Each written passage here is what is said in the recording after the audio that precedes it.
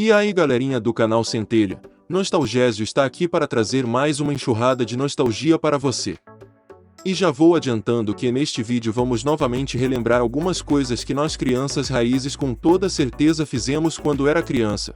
Então galera, não saiam daí que com certeza vocês se lembrarão das suas infâncias e bem provável que pelo menos uma dessas coisas você deve ter vivenciado.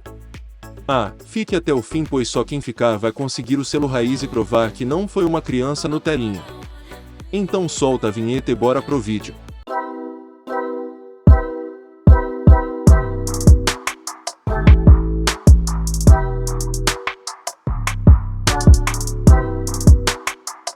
Bom galera, antes de tudo já venho pedir que caso você não for um Nutelinha já deixe seu like para provar. E trate também de se inscrever no canal para não deixar passar nenhum pingo de nostalgia. A galera, caso não tenham visto os vídeos anteriores, não deixem de ver pois contém outras nostalgias extras. Mas é claro, deixem para ir verificar estes no final desse vídeo, pois assim vocês já ajudam o canal a permanecer espalhando nostalgia e ainda não vão perder o selo raiz. Então sem mais enrolação, bora pro vídeo galera. Então galera, como eu sempre digo aqui neste canal, nossa infância foi totalmente diferente da acontecida nos dias de hoje. E tem muitas coisas que a gente viveu que se um dia a gente contar para os nossos filhos, netos ou qualquer criança que seja de outra geração, a mesma vai olhar com estranheza e até mesmo duvidar que isso seja realmente verdade. Podendo até soltar aquela velha frase, só acredito vendo. E que se você mostrar elas vão falar, não acredito. Mas enfim galera, se você lembrasse da maioria dessas coisas, provavelmente você deve ter sido uma criança como eu, que sonhava em um dia ser como o Goku, mas na verdade hoje está igual o Vegeta, calvo aos 18 anos. Então provavelmente vocês que viveram isto devem estar igual o Vegeta, com mais entrada do que o Shopping Dom Pedro de Campinas. Ou seja, é entrada para não botar defeito. Mas então galera, bora relembrar essas coisas. E a primeira coisa é ter um brick game, que na época apelidávamos de minigame. Sim galera, sei que muitos, principalmente os Nutelinhas de hoje, não vão nem ter ideia do que seja um minigame. Mas para quem não sabe, era um game em forma de retângulo, com os botões direcionais na direita e outros botões espalhados pela parte de baixo, e uma tela preta meio verde. E sim centelhas, provavelmente se hoje você namora ou é casado ou começou a namorar agora, e acha que está sendo iludido pela primeira vez, você está totalmente errado, pois uma das maiores ilusões de quem viveu nessa época, além do na volta a gente compra que ouvíamos das mães, era o fato de quando finalmente conseguíamos convencer o pai ou a mãe a gastar dinheiro com esse game, cair na larápia que era anunciada por esse game, dizendo que ele tem mais de 9.999 games. Pois é galera, eu também caí nessa ilusão, creio que foi a primeira ilusão da vida, até eu perceber que na verdade tinha apenas uns 10 jogos e o resto era apenas várias versões desses mesmos jogos. Se fudeu! Mas de toda forma era muito bom, e essa com toda certeza você teve muita felicidade em ser iludido por esse game. E com toda certeza ele marcou sua infância. Quem aí não lembra do joguinho de carrinho que nos chamávamos de Fórmula 1? Que na verdade os carrinhos eram 5 pontinhos, e que não ligávamos porque mesmo assim nos divertíamos. E o joguinho da cobrinha? Que nesse jogo tinha vários desafios, tinha com barreiras. Tinha também o Tetris, que é aquele joguinho que as formas vão descendo e tu tem que ir encaixando ela nos locais certos. Ou seja, tinha muitos jogos bons, que hoje se os Nutelinhas ver vão perguntar se tem como colocar em 4K, ou que a resolução está muito ruim. E com toda certeza se você já teve um desses, certamente o seu pai, mãe, avô ou irmão mais velho já deve ter brigado com você para que você abaixasse o barulhinho dos jogos, que apesar de bom eram muito chatos. Mas enfim, saudades dessas épocas. E vocês? Tiveram um desse? Se sim, deixe aí nos comentários contando também qual jogo preferia, e qual história você se lembra de quando vê um desses. E a segunda coisa é tomar que suco. Sim galera, aquele que apelidávamos carinhosamente de suquinho de baleinha. Que inclusive alguns meninos que eram mais gordinhos acabavam sendo até mesmo apelidados com esse nome, acabava sendo uma forma de zoeira. E o mais bizarro que na verdade o suco de baleinha era outro que era chamado de quirefresco, mas na época todo suco que existia era apelidado de kisuki. Minha mãe só falava vai lá filho compra um Kisuki, independente da marca. Mas o mais legal deste suco era que na época da minha infância ele fez muito sucesso, pois ele fazia 2 litros. Mas era tão forte que se você bobeasse dava para fazer até mesmo 4 litros, porque aquele pozinho era tão concentrado que tinha que tacar uns 2 quilos de açúcar para que não ficasse muito azedo. E outra coisa muito legal que também fazia deste suco muito famoso era o preço que na época era de incríveis 10 centavos, então logo quando a mãe ia fazer feira a gente já pegava logo era mais de uma caixa. Que garantia que tivesse suco para a semana inteira, e ainda dava para surrupiar alguns para levar para a escola e comer puro, que era algo que amávamos muito também. Algo que falavam muito principalmente pouco tempo após ele parar de ser tão popular é que por ser muito concentrado ele poderia dar manchas no pulmão ou até mesmo chegar a dar calcificações nos rins.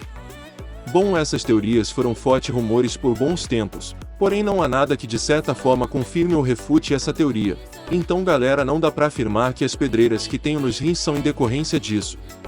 Mas enfim, apesar de ele ter sumido aqui das redondezas onde moro, que é no sul de Minas, sempre vou relembrar dos vários momentos que consumia esse produto, do suquinho de morango que era um dos mais famosos com torrada feita naquela chapa que ia direto no fogo. Só de lembrar deu fome. Bons tempos. E já deixa aí nos comentários, se você também já levou esse suquinho na escola e não quis dividir com ninguém e o amigo ameaçou contar pra professora. E a terceira coisa é ficar encantado com as vitrines dos armazéns. Sim galera, os Nutelinhas já devem estar perguntando. O que será que é armazém? É um tipo de supermercado ou conveniência? Será que tem no iFood? E a resposta é sim Nutelinhas, era tipo o mercado de hoje em dia galera, porém sem as tecnologias que já existem hoje como computadores, Pix, cartão e tudo mais. Até mesmo as prateleiras eram diferentes e mais arcaicas. E é justamente essas prateleiras arcaicas que nos atraíram, pois eram dotadas de diversas gostosuras que passávamos de manhã ou até mesmo à tarde para ir para a escola e ficávamos doidinhos para gastar a graninha que a mãe às vezes dava pra gente comer as coisas no recreio. Era top! Tinha os suspiros, marias moles e diversas gostosuras que ficávamos maravilhados. Com toda certeza se você é dessa época provavelmente estas vitrines também eram o seu sonho de consumo. E os baleiros que na época eram todos detalhados e eram recheados de balas de todos tipos, e que ficávamos doidinhos só de ouvir o barulho daqueles baleiros rodando quando o dono do armazém girava para escolher tirar as balas de lá. E o sonho de muita gente era ter um baleiro daquele cheio para poder chupar balas o quanto quiser. Viva a inocência! Já hoje em dia as crianças Nutelinhas já vão direto no mercado e escolhem logo um pacote de balas para levar para casa e muitas das vezes por ter muito fácil acesso até nem ligam para as balas, porque tem várias coisas diferentes para eles comerem. Mas fala aí se você também já ficou fascinado por alguma dessas duas coisas como eu, deixem aí nos comentários. A quarta coisa que provavelmente você já fez é jogar peão, pros Nutelinhas de plantão que não sabem do que se trata. É um artefato no formato de uma pera, que tem uma ponta de ferro que é envolto em uma corda de algodão que era chamada de fieira. Aí você jogava esse peão com a ponta para baixo em direção ao chão e com isso mesmo desenvolvia uma rotação que poderia durar até por alguns minutos. Era muito bom porque dava para fazer várias disputas. Muitas das vezes pegávamos esses peões e jogávamos juntos, qual caísse primeiro perdia o peão para outra pessoa. E existiam várias outras disputas. Existia uma que tinha uma celinha onde as pessoas criavam uma linha circular e colocavam o peão ou outro objeto de valor, que devia permanecer ali enquanto outras pessoas tacavam seus peões também na intenção de tirar aquele peão de dentro dessas linhas. Essa brincadeira podia funcionar valendo, quando quem tirava o peão ganhava o peão do outro, ou apenas por mera diversão ou competição. As pessoas também podiam pegar o peão enquanto ele não parasse de rodar e tentar jogá-lo novamente no círculo para tentar tirar o objeto. Existiam ainda várias outras modalidades desta mesma brincadeira. Em uma delas apelidada de tira-tira, todos os participantes jogavam os peões e os peões deveriam parar fora do círculo. O que parasse de rodar dentro do círculo acabava por ficar lá como vítima e ter que ser retirado apenas caso outro participante o tire com um golpe de outro peão. Ainda havia outra modalidade, onde se jogava os peões dentro dessa linha circular e os peões se degradavam e os que saíssem dessa linha estavam eliminados. Bom, existiam essas e muitas outras modalidades para se divertir com esse brinquedo. Outra façanha também que a gente fazia era pegar a fieira e tentar passar embaixo da pontinha do peão para tentar fazê-lo rodar em cima dela. Outra coisa que também era muito popular era jogar o peão e tentar pegá-lo na mão rodando antes que o mesmo caísse no chão. Vale já ressaltar que esta era uma modalidade muito arriscada que podia ocasionar alguma lesão. Era feito da seguinte forma: ou se arremessava o peão da forma correta com a ponta para baixo, mas arremessando para frente e não para baixo como costumado e logo após puxando ele para trás em direção ao próprio corpo, resultando na volta do peão em direção à pessoa. Ou ainda podia-se fazer a segunda forma, que era arremessando o peão para cima com a ponta também para cima, puxando logo após a corda para a direção do corpo, pois assim o peão virava a ponta para o chão e permitia que você estendesse a mão e o pegasse rodando na mão antes que o mesmo atingisse o chão. Eu mesmo fazia muito isso, e para confessar era muito bom nisso, porém já me arregacei todo com isso várias vezes. Pois tinha vez que usávamos mais força do que o necessário e o peão acabava vindo na cara da gente, e em várias dessas vezes tomei cada peãozada na cara que o galo subiu na hora e minha cara ficou mais deformada do que a daqueles famosos que fazem 2 kg de botox e o procedimento dá errado. Mas enfim, apesar de ser uma brincadeira muito arriscada, e que só as crianças raízes mais radicais praticavam, era uma brincadeira muito boa e tenho muitas saudades da época que brincava assim. E vocês, galera, já jogaram peão? Deixem aí nos comentários pra gente interagir. E a quinta coisa, galera, é fazer curso de datilografia. Essa só quem é lá do fundo do baú mesmo vai se lembrar, pois é bem antigo. Faz tempo. Os Nutelinhas de plantão devem sequer imaginar o que é isso. Mas vou explicar. Existia na época um equipamento análogo a um teclado de computador, porém o mesmo não era eletrônico, e suas escritas eram impressas em um papel através da pressão das teclas na tinta que passava para o papel. Se tratava do datilógrafo, que para a época era muito prestigiado.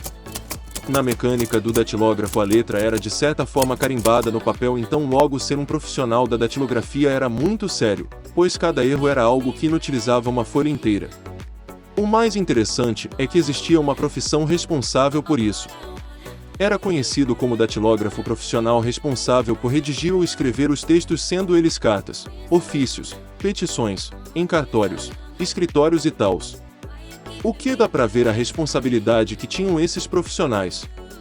E para exercer esse cargo, assim como atualmente, esses profissionais tinham que ter competência, e essa competência era adquirida através de um curso denominado datilografia, que era algo análogo aos cursos de digitação que surgiram logo após a popularização dos computadores. Nesse curso de datilografia se aprendia como deveria se colocar os dedos para conseguir digitar de forma rápida, sem olhar no teclado e com a maior eficácia possível, pois cada erro era uma folha a menos. Na época era muito prestigiado, e os pais já falavam logo para os filhos: olha filho, você tem que fazer esse curso para ser alguém na vida, pois quem não tem esse curso não vai conseguir um serviço bom. Ou seja, era algo muito cobrado no mercado de trabalho, algo que aconteceu com o seu parente próximo e a digitação que passou a ser em pouco tempo depois um requisito para que a pessoa conseguisse ou não entrar no mercado de trabalho. Mas lembrando dessa época, fico pensando, nessa época esse curso ditava quem iria ou não ser bem sucedido no mercado de trabalho. Mal sabiam eles que no futuro nenhum curso superior iria garantir nada. Pois hoje mesmo com um curso superior eu chego nas vagas e eles falam: bom, o que você tem para oferecer de verdade para a nossa empresa? Tenso demais, será que dá para voltar naquele tempo? Era melhor. E hoje a datilografia ficou somente na mente das pessoas que viveram essa época e na história, pois a profissão se extinguiu, apesar de algumas empresas ainda utilizar disso para não gastar energia, mas é bem pouco utilizado. E o mais bizarro é pensar que um dia vai acontecer isso também com várias outras profissões que hoje são muito necessárias. Muito louco, né? Mas você, Nutelinha, se quiser saber um pouco da história da datilografia, dá um pesquisar aí nas imagens do Google. Aí não se assustem caso apareça uma turma inteira fazendo uma digitação com um tampão de olho na cara. E nem dê risada se aparecer alguns com os tampões que mais parecem um rolo de papel higiênico na cara, pois era bem assim que eram feitos os processos para garantir que os profissionais realmente sabessem digitar sem olhar. E agora, para você que esperou até aqui, temos um extra. Esta coisa provavelmente, se você for um raiz de verdade, já deve ter feito. Se baseia em pegar o lápis e ficar fazendo vários furos na borracha. ou ainda ficar mordendo a ponta da caneta.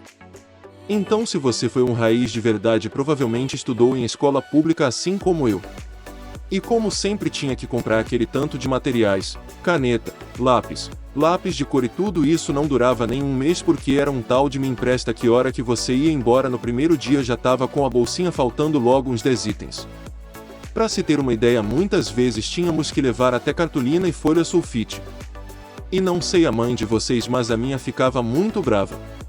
Pois onde já se viu a escola cobrar cartolina e folha sulfites, ainda mais em pacotes fechados que no caso nós usávamos uma ou duas no período todo. Minha mãe até zoava, essa escola está mais pobre que a gente, e eu caía na risada. Mas voltando ao assunto, provavelmente você já fez isso naquela borracha branca que sua mãe sempre comprava mais barata porque era o que dava para comprar. Você naquele momento que a professora estava explicando aquela matéria tão complicada que até parecia que ela estava falando grego ou invocando um ser das trevas. Aí simplesmente você pegava o lápis e começava a usar a ponta para furar a borracha ou ainda pegava a tampa da caneta e mordia ela toda. E o mais bizarro é que esses dias pra trás eu me peguei pesquisando e achei na internet que isso que fazíamos na verdade são indícios de transtorno de ansiedade.